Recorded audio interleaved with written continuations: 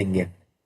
इस बीच निफ्टी में एक एक रिएक्शन देखने को मिल रहा है, क्योंकि मैंने रिलायंस का चार्ट देखा तो मैंने कहा निफ्टी का भी चार्ट देखूंगी। Yes, markets are down, submitted profit booking at higher levels हमको देखने को मिल रही है, but bank Nifty still holding up. थोड़ा बहुत हल्का तो हुआ है अपने उच्चतम स्तरों से, लेकिन फिर भी it's holding up. So bank is holding up and Nifty जो है वहां पे लगार्ड्स में आपका इटर्नल जैसे स्टॉक शामिल है, जियो फाइनेंशियल नतीजों के बाद वहां कुछ रुझान नहीं देखने को मिल रहा, तो वहां पे कुछ जो है डेंट इस समय देखने को मिल रहा है। और रिलायंस लाल निशान में आ चुका है, तो वहां पे भी लैक ऑफ मोमेंटम के चलते हुए थोड़ा बहुत डेंट देखने को मिल रहा है। चलिए कुछ और स्टॉक्स डिस्कस करते हैं। अगला सवाल जो है वो विजय का है, पूछते हैं ग्रो पे। ग्रो है उनके पास, उन्होंने 145 रुपए के स्तर पे खरीदे हैं। अब तो आज काफी अच्छा मोमेंटम में है ये स्टॉक, 8% ऊपर, 177 के आसपास का स्तर। क्या करना चाहिए? मुझे लगता है कि होल्ड रखना चाहिए। कैपिटल मार्केट थीम आज बहुत ही बढ़िया चल रहा है। इनफैक्ट ग्रो में हमारा इसमें कवरेज भी है कंपनी का। हम्म, और मुझे लगता है कि 195 बहुत जल्दी आपको आते हुए दिखाई देंगे। वो उसके बाद एक हम्म, बार रिव्यू करना चाहिए। टू हम्म, ट्वेंटी प्लस भी मेरा टारगेट इसमें है ओवर द लॉन्ग टर्म। और मुझे हम्म, लगता है कि एंजल वन के साथ जैसा हुआ था, ग्रो के साथ भी कहीं ना कहीं ऐसा ही थीम प्ले आउट हो रहा है यहाँ पे। हम्म, एंजल वन हमने देखा था कि मल्टी वगैरह रिटर्न दिया है, जैसे आईपीओ हाई के ऊपर सस्टेन किया था। ग्रो हम्म, में भी आप देखेंगे 115-20 के आसपास का जो रैली आया उस दिन आफ्टर द हम्म, लिस्टिंग, तो उसके हम्म, बाद से लगातार 192 और 93 तक चला। उसके बाद जो हम्म, होता है बेसिकली कि इतना रैली के बाद थोड़ा बहुत कंसोलिडेशन, प्रॉफिट बुकिंग, वो भी हम्म, हुआ। फिर से ये अप ट्रेंड में ही है, बने रहना हम्म, चाहिए। हम्म। और आपने कहा कि जैसे कि आपने कहा कि कैपिटल मार्केट थीम आज बहुत अच्छा काम काज कर रहा है, एंजल वन के नतीजों के बाद एक अच्छा बोयंसी, आईसीआईसीआई प्रू के नतीजे भी काफी अच्छा है एएमसी के। कुछ पसंद है आपको इस लिस्ट में? देखिए, मुझे लगता है कि ऑब्वियसली ग्रो तो एक स्टॉक है। अदरवाइज एचडीएफसी एएमसी मुझे अच्छा लगता है। एंड एचडीएफसी एएमसी अगर आप वैल्यूएशंस के हिसाब से भी देखेंगे, ओवरऑल ये स्टॉक चला नहीं। तो एचडीएफसी हम्म, एएमसी मुझे लगता है कि आपको करेंट जोन से भी 15 to 20% रैली पे होना बाकी है। और हम्म, सीडीएसएल एक अच्छा काउंटर है, ज्यादा ओके। ऊपर नहीं आया है। सीडीएसएल हम्म, का बिजनेस मॉडल बहुत बढ़िया है, हम्म, मोनोपोली है सीडीएसएल का हम्म, बिजनेस में। तो मुझे लगता है कि अगर आपका मोटा मोटा 12-15 महीने का एक व्यू है, तो हम्म, आपको सीडीएसएल भी खरीदना चाहिए।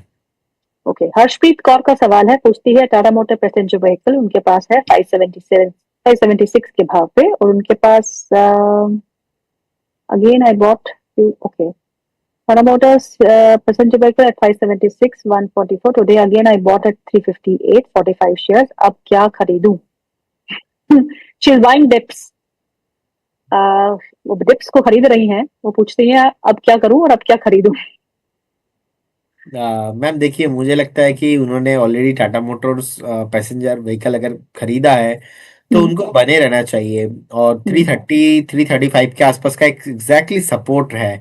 फिर से हम्म, आपको ना स्टॉक 330 को अगर ब्रेक नहीं करता है, रिस्पेक्ट करता है 330 लेवल को, हम्म, अगेन करेंट जोन से मुझे लगता है कि 445 450 तक आपको मिलेंगे। तो बहुत ही बढ़िया काउंटर है, बने रहने का सलाह होगा। और अगर आप फ्रेश बाई करना चाहते हो, तो मुझे लगता है कि एक काउंटर है ऐसा। और हम्म, कैपिटल मार्केट थीम क्योंकि बहुत बढ़िया चल रहा है आज, नैम हम्म, इंडिया, वो है निपॉन एएमसी का स्टॉक।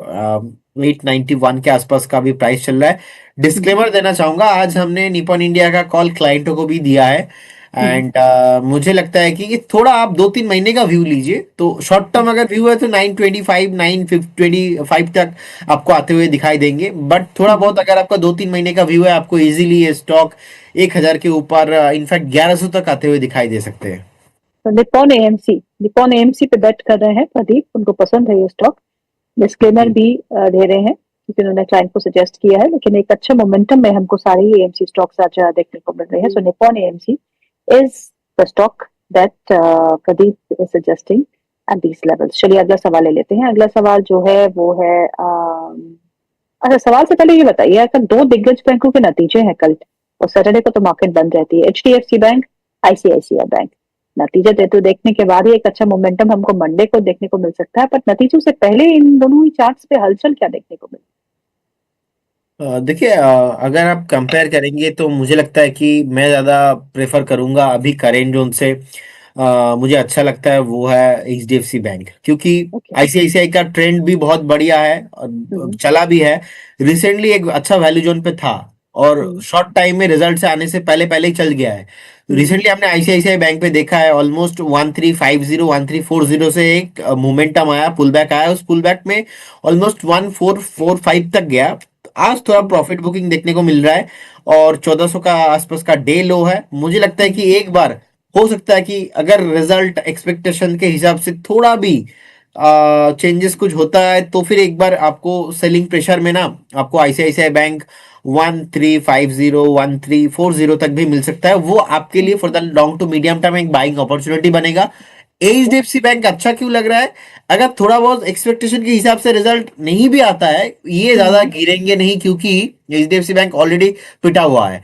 अगर हम देखेंगे एचडीएफसी बैंक रिसेंटली 1000 से गिरते गिरते अभी देखिए 932 पे ट्रेड कर रहा है और आज का डे लो बहुत ही इंपॉर्टेंट था जो कि 919 के आसपास था। तो 919 से शार्प रिकवरी आया है, डे हाई से 2 to 3 रुपीज नीचे है। तो देखेंगे आईसीआईसीआई वर्सेस एचडीएफसी दोनों उल्टा उल्टा ट्रेड कर रहा है।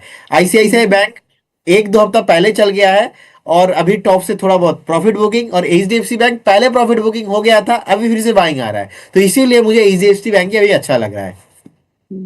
और इस बीच Federal Bank hits upper circuit 10% का अपर सर्किट जो है फेडरल बैंक में लग चुका है 9.99% up. Is it right Pradeep? Yes yes yes, अभी तो अपर सर्किट में लग चुका है और मुझे लगता है अपर सर्किट अगर ओपन होता है इसके बाद का जो नेक्स्ट मूव होगा, ये मूव में आपको 285 290 तक, आपको जैसे कि मैंने अभी थोड़ा टाइम पहले आपको बताया 290 तक ये मोमेंटम कैरी फॉरवर्ड होते हुए दिखाई देंगे। तो अगला सवाल लेते हैं, दर्शन सिंह जी का अगला सवाल है। वो पूछते हैं एनएमडीसी क्या हम ऐड कर सकते हैं 3 साल का व्यू के साथ लॉन्ग टर्म के लिए? एनएमडीसी देखिए अभी 82 के आसपास का प्राइस है ओवरऑल एक शॉर्ट टाइम फ्रेम में। अगर हम देखेंगे बेसिकली वीकली चार्ट में एक फ्लैग फॉर्मेशन है और फ्लैग पैटर्न का टारगेट होना चाहिए नेक्स्ट ऑलमोस्ट 86, और 86 के ऊपर क्लोजिंग पे आपको 94 तक आते हुए दिखाई देंगे। तो जिनके पास पोजीशन है बने रहिए अभी, और फ्रेश बाय भी हम करके जा सकते हैं 92 का टारगेट के हिसाब से। उस हिसाब से स्टॉप लॉस आपको 79 पे मेंटेन करना है। ओके, जाइडस लाइफ पे सवाल आया है अगला, और नाम नहीं लिखा। जाइडस लाइफ 880 पर बाइंग है, क्या करें सर? 880 पे बाइंग है तो एक बार एग्जिट करके जाइए क्योंकि 876 चल रहा है अभी। सो ज्यादा लॉस नहीं होगा आपका, 2 to 3 4 रुपीज का मैटर है। एक बार एग्जिट करके जाइए क्योंकि स्टॉक मैं देख पा रहा हूँ एक बार 810, उससे पहले कुछ सपोर्ट है नहीं। ओके, तो एग्जिट करना है। जी। ये अगला सवाल लेते हैं, और अगला सवाल जो है वो किस पे है? अच्छा, NMDC we have covered, we covered TNPV. NALCO. Hello Pradeep sir, I have 500 shares of Nalco at 331. Please tell me the target. Should I hold this or book out? ये बेसिकली डिपेंड करता है ना आपका व्यू कितने time का है। अगर आपका व्यू टाइम शॉर्ट टाइम का है तो मुझे लगता है कि आपने 330 पे बाय किया है तो एक बार प्रॉफिट बुक करने का सलाह रहेगा, क्योंकि जिस तरीके से एक तरफा हमने नैल्को में रैली आते हुए दिखाई दिया 300 क्रॉस होने के बाद लगातार भाग रहा है, लगातार भाग रहा है। तो एक बार प्रॉफिट बुकिंग आने पे ना आपका जो प्रॉफिट है वो खत्म हो सकता है। तो एक बार शॉर्ट टर्म व्यू है तो प्रॉफिट बुक करके जाइए। अगर आपका व्यू है कि नहीं आप वेट करेंगे तो फिर आपको बने रहना चाहिए। मैं तो देखता हूँ ओवरऑल साल भर में 400 एंड अबव 450 तक भी जाता हुआ मैं देख रहा हूँ।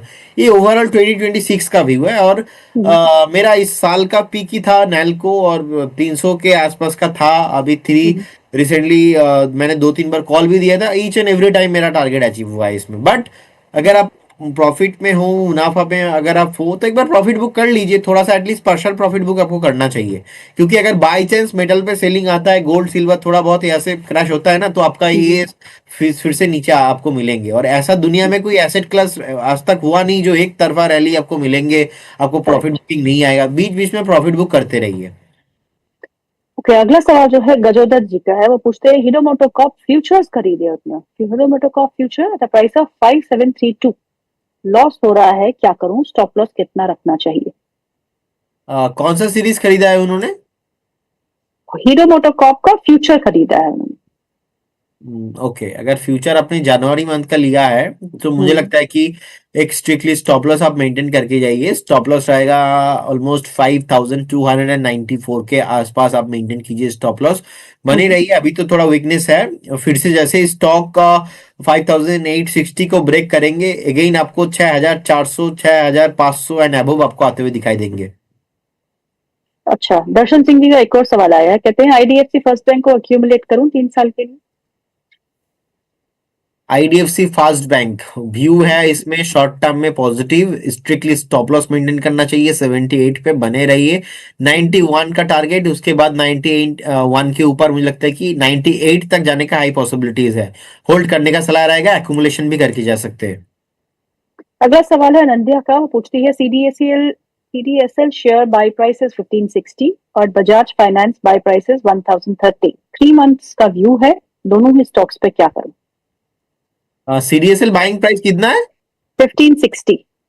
ओके, अब होल्ड करने का सलाह रहेगा with stop loss of 1354 and hmm. बने रहिए, आपको मिलेंगे, आपका बाइंग प्राइस भी आते हुए दिखाई देंगे। उसके बाद भी मुझे लगता है कि करेंट जोन से भी 30-35% का rally next maximum 8 to 10 months 12 months पे पॉसिबल है। इसमें बजाज हम्म। फाइनेंस अच्छा लेवल पे है, 948 के आसपास का प्राइस है। एक पहले भी देखा था हमने आप ट्रेंड, उसके बाद का करेक्शंस, और अभी हम्म। आप ट्रेंड के बाद का भी करेक्शन चल रहा है, तो नेक्स्ट आप ट्रेंड इसमें आना, आप मूवमेंट आना बाकी है। हम्म। 978 क्रॉस करने के बाद आपको स्टॉक ऑलमोस्ट 1080, उसके बाद 1100 एंड अबव आपको आते हुए दिखाई देंगे।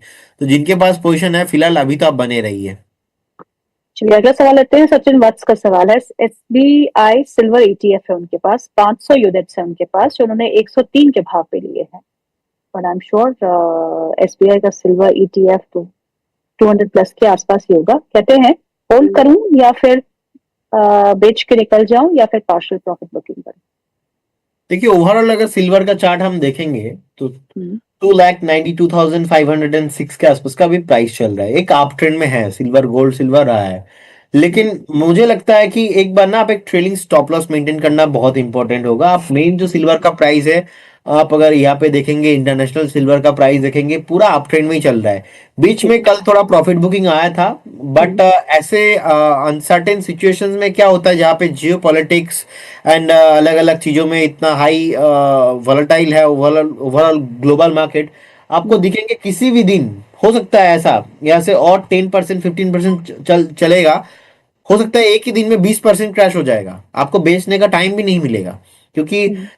जो है आप देखेंगे रात को क्रैश हो जाएगा, सुबह सुबह आपका ईटीएफ ऑन ही होगा, देखेंगे 4-5% 10% नीचे। हम्म। तो दो तरह का व्यू है यहाँ पे, आप देख लीजिए आपका व्यू क्या है। अगर आपका व्यू शॉर्ट टर्म है तो मैं बोलूंगा ट्रेलिंग स्टॉप लॉस आप मेंटेन कीजिए ऑब्वियसली एंड बने रहिए। और हम्म। बाकी अगर आपका व्यू थोड़ा बहुत लॉन्ग टर्म है फिर भी आपको स्टॉप लॉस मेंटेन करना चाहिए, क्योंकि मेरा व्यू इसमें ओवरऑल सिल्वर को लेके अभी है ऐसा है कि एक आप ट्रेंड के बाद ना ऑलवेज मैंने देखा है कि हम्म। आप ट्रेंड कंटिन्यू रहता नहीं है, या तो क्रैश होगा, अदरवाइज नेक्स्ट 2-3 साल का ना जो मूव है ना वो अभी आ चुका है, जो 2-3 साल में प्राइस होना था वो अभी हो चुका है। तो नेक्स्ट 2-3 साल और नहीं चलेंगे, 4 साल नहीं चलेंगे। लेकिन अभी ये करेंट डेटा मैं नहीं बता रहा हूँ, नेक्स्ट 2 महीने के बाद, 1 महीने बाद, 15 दिन बाद क्या होने वाला है उसके हिसाब से मैं आपको बता रहा हूँ। सो हम्म। मुझे लगता है कि आपको अभी भी बने रहना चाहिए, लेकिन hmm. Strictly stop loss definitely maintain कीजिए। कभी भी प्रॉफिट बुकिंग आता है तो आपको भी प्रॉफिट बुक करना है। ऐसा नहीं हो सकता कि चल रहा है मतलब और भी चलेगा, क्योंकि जैसा स्टोरी बदलता है ना, स्टोरी रातों रात बदल जाएगा, आप बेचने का टाइम भी नहीं मिलेगा आपको। तो इसीलिए हम्म। फ्रेश बाई तो अभी किसी को करना नहीं है। अगर करेंट जोन से 25-20% का करेक्शन आता है तब जाके आपको बाय करना चाहिए। फिलहाल अभी तो प्रॉफिट बुक करने का ही सलाह मैं दूंगा। जी बिल्कुल, किसी को नहीं पता कि मार्केट कौन सा रुख लेगा। और आप देखिए निफ्टी के चार्ट को, हमने शुरुआत की थी इस प्रोग्राम की जब निफ्टी थोड़ा बहुत हरे निशान में था। अब आप निफ्टी के चार्ट को ही देखिए, लाल निशान में खिसकने की कोशिश कर रहा है। तो जितने भी दिन का गेम था वो कुछ ही मिनटों में, कुछ ही आधे घंटे में हम यहाँ पे नीचे आते देख रहे हैं। बट यस, अभी भी ट्रेंड जो है पॉजिटिव में है और निफ्टी जो है हरे निशान में खड़ा है, क्योंकि बैंक निफ्टी अच्छे से सपोर्ट कर रहा है। हालांकि निफ्टी में दबाव देखने को मिल रहा है, पर अगर आप बैंक निफ्टी का चार्ट देखो तो वो वहां पे अभी भी 450 अंकों की मजबूती देखने को मिल रही है, और 60,000 के ऊपर एक बार फिर बैंक निफ्टी कामकाज करते हैं। What a divergence Pradeep, bank Nifty को देखिए और निफ्टी को देखिए, व्हाट डाइवर्जेंस। यस यस, मैं वही देखा, इसीलिए मैंने आपको स्टार्टिंग में ही बोला, I am not comfortable two by at this point. मैं तो नीचे खरीदूंगा, अदरवाइज ऊपर बेच के आऊंगा, क्योंकि ये दोनों जगह पे ही कंफर्टेबल है। और मैं आज सुबह से जहां पे भी बात किया ना, ऑल जगह पे मैं यही स्लोगन दे रहा हूँ कि मेरे को वो लेवल पे बाई करना है, अदरवाइज टॉप में सेल करना है, बीच में, क्योंकि ये बीच का देखिए क्या हुआ एक्चुअली। तो फिर आज का डे लो हो गया 25,662 पे, हाई लगा क्या 25,873 पे। तो जिन्होंने भी पहले शुरुआत में थोड़ा, अब उनको लग रहा था मैं मार्केट नीचे आएगा पुट लेता हूं, मार्केट ऊपर आ गया। अब जैसे ही मार्केट ऊपर आया, उनको लगा मैं कॉल खरीद लेता हूं, तो मार्केट फिर से नीचे आ गया। तो कहीं ना कहीं इसीलिए आपको इस बाजार को समझना है, और ये ट्रैप में आना नहीं है। और आज फ्राइडे है, कल सैटरडे संडे फिर से बंद है। और आपको पता ही है, सैटरडे संडे मतलब डोनाल्ड ट्रम्प जी का तरफ से कुछ ना कुछ थ्रेट आ ही जाता है। सो वो आपको ध्यान रखना है ऑलवेज।